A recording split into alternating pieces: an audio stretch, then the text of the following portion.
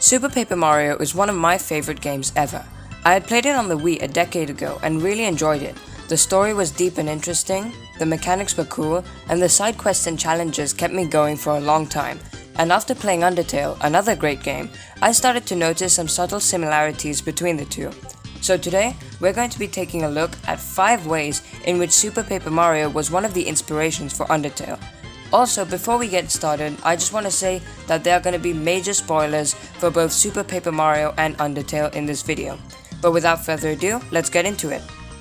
First up are the characters. There are characters in Super Paper Mario that have extremely similar personalities to some characters in Undertale. A great example is Francis. He's a geeky, anime-loving dinosaur-like creature who loves playing video games and dating simulators. His personality is exactly the same as Alphys from Undertale, even their names are similar.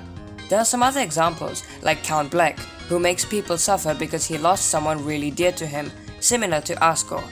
And Dimentio is a bit like Flowey. He comes off as a typically underpowered villain, but ends up being the final boss in a much more different and dangerous form, while also absorbing other things, such as Luigi and the Chaos Heart. Just like how Flowey absorbs the human souls. Dimentio is a bit like Jevil from Deltarune in the sense that he's crazy and powerful. Flowey also bears a resemblance to Mimi as well in this regard, transforming into a seemingly invincible, nightmare-inducing form.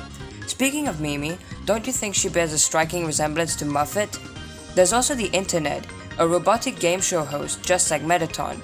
There may also be some other examples that I haven't mentioned here, but there are many similar personalities between the characters, almost as if all the Undertale characters have their own Super Paper Mario doppelganger. Both Super Paper Mario and Undertale are RPGs with their own unique twists, but they both have something in common with regards to genre.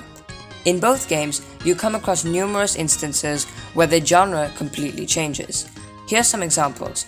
In Undertale, when you fight Mettaton, your soul turns yellow and turns upside down, allowing you to shoot projectiles, just like in Chapter 4 of Super Paper Mario. In said chapter, you go into outer space and your alien friend can shoot out projectiles at enemies. In Undertale, there are also some dating simulator moments, such as with Papyrus. This also happens in Super Paper Mario with Francis. Undertale also has some platforming segments, such as the ones in Sans and Papyrus's fights, and there's also the jetpack segment where you need to collect the secret ingredient using the jetpack. In Chapter 7 of Super Paper Mario, there's even a segment where you need to fight an enemy called the Underchomp in a turn-based RPG-style battle, unlike the rest of the game. Overall, many genre changes in both games. Next up is Chapter 7 of Super Paper Mario. In this chapter, Mario gets killed by Dimentio and wakes up in a hellish dimension called the Underwear. Right off the bat, it has a similar name to Undertale, and the concept is somewhat similar, such as the fact that you wake up in a pit of monster-like creatures. Not only that, but in the Underwear, there are some things that are very similar to Undertale, such as the river person, the ruins-like area that you enter later in the chapter, and the fact that you go up into a sort of sky dimension, similar to how you escape the underground and get to the surface in Undertale. The story of Super Paper Mario is very different from Undertale's story, but there are some similarities between some of the events that occur in both games. For example, Count Bleck, the main villain of Super Paper Mario, lost his true love Timpani and became heartless afterwards, thus wanting to destroy all worlds. This is very similar to Flowey, who is really the king's son, Asriel. He became heartless and evil after losing his best friend Kara and wanted to destroy the world, as we can conclude from our fight against him in the Pacifist run. The fight against Dimentio is also very similar to Flowey's fight. They both start off invincible, but after gaining the power of the pure hearts or the human souls, you can damage them and eventually defeat them. There are also some other similarities, such as the pure hearts resembling the human souls, and also the story part right before the game gets a continuation at the end. With Super Paper Mario, it's the wedding, and with Undertale, it's the part where the human falls down and is helped up by Asriel. And finally, we have music similarities. Believe it or not, there are actually some similarities in the soundtracks of Super Paper Mario and Undertale. One prime example is the similarity between Heartache from Undertale and Battle Time from Super Paper Mario. Take a listen.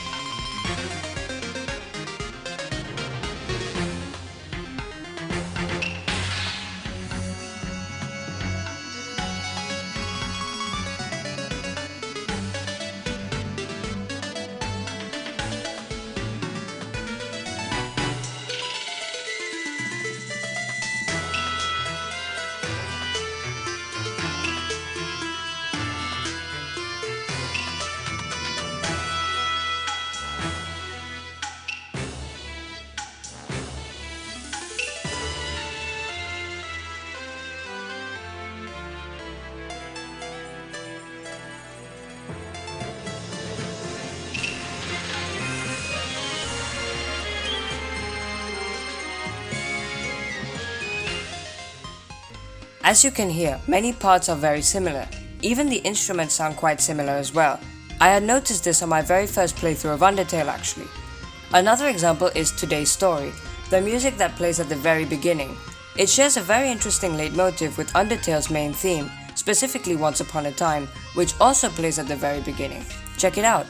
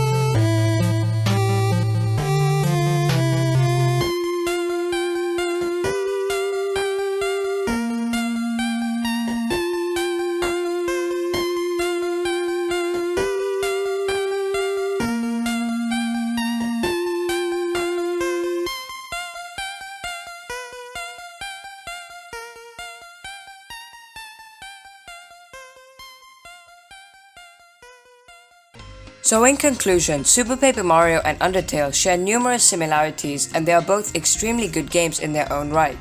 I think Super Paper Mario is highly underrated, but hopefully after watching this video, you'll be able to see how much Super Paper Mario managed to accomplish and what may have been done in a less criticized game, Undertale.